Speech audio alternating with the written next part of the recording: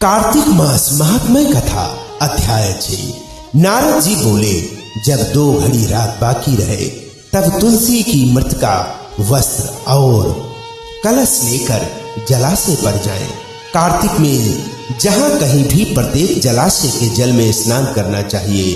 गर्म जल की अपेक्षा ठंडे जल में स्नान करने से 10 गुना पुण्य होता है और उससे 100 गुना पुण्य बाहरी कुएं के जल में स्नान करने से होता है और उससे भी अधिक पुण्य बावड़ी में और उससे भी अधिक पुण्य पोखर में स्नान करने से होता है और उससे 10 गुना झरनों में और उससे भी अधिक पुण्य कार्तिक में नदी स्नान करने से होता है और उससे भी 10 गुना पुण्य वहां होता है जहां 2 नदियों का संगम हो।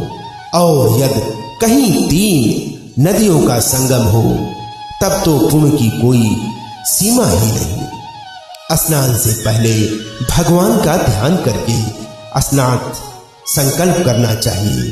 फिर तीर्थ में उपस्थित देवताओं को अर्घ्य आचमनी आदि देना चाहिए।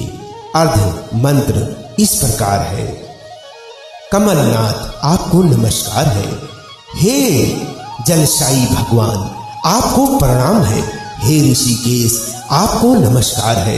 मेरे दिए अर्घ्य को आप स्वीकार करें। वैकुंठ प्रयाग तथा बद्रिकाश्रम में जहां कहीं भगवान विष्णु गए वहां उन्होंने 3 प्रकार से अपना पांव रखा था।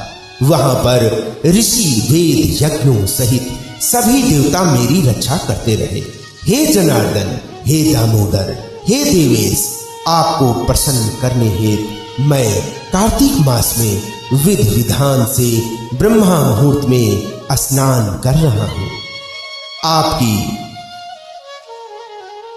कृपा से मेरे सभी पापों का नाश हो।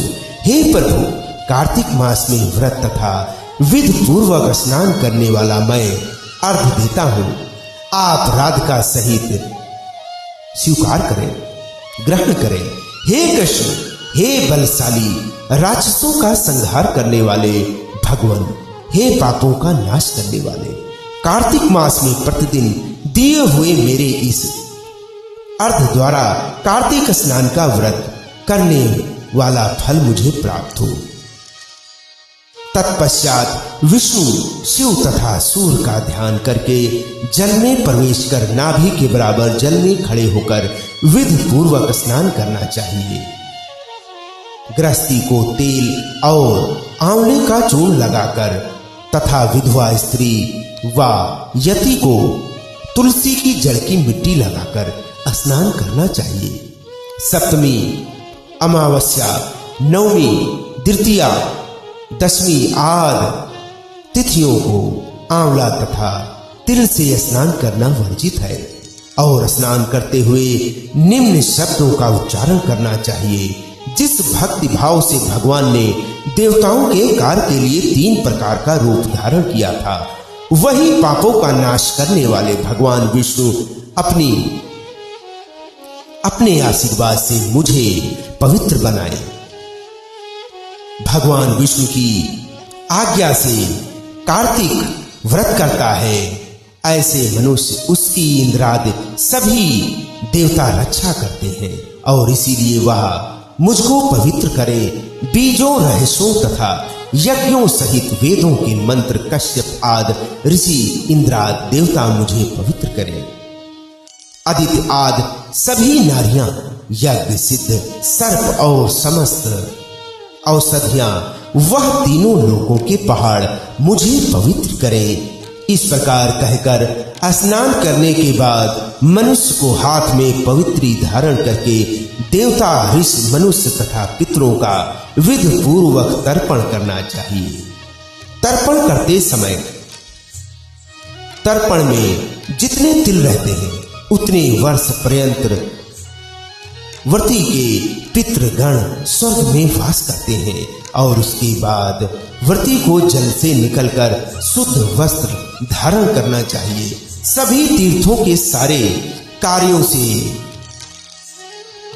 निवृत्त होकर पुनः भगवान विष्णु का पूजन करना चाहिए। सभी तीर्थों के सारे देवताओं का स्मरण करके भक्ति पूर्वक सावधान होकर चंदन, फूल और फलों के साथ भगवान विष्णु को फिर से अर्घ देना चाहिए।